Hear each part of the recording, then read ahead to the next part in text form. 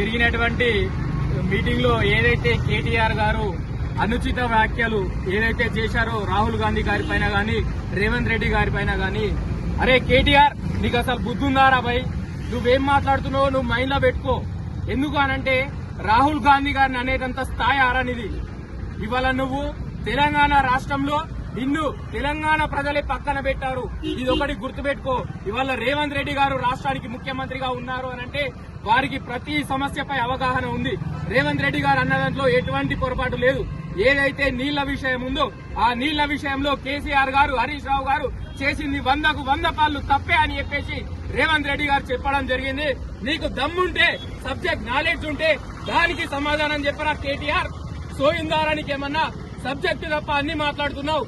రేవంత్ రెడ్డి గారిని ఊరేసేటంత మొగాడి ఎవరు నువ్వు? మా జక్కిడి శివచరణ్ రెడ్డి గారు, మా విపులన్న గారు ఒక్క మాట చెప్తే బిడ్డా ఇవాళ నీ తలుపులు కూడా ఓపెన్ కానియం మేము.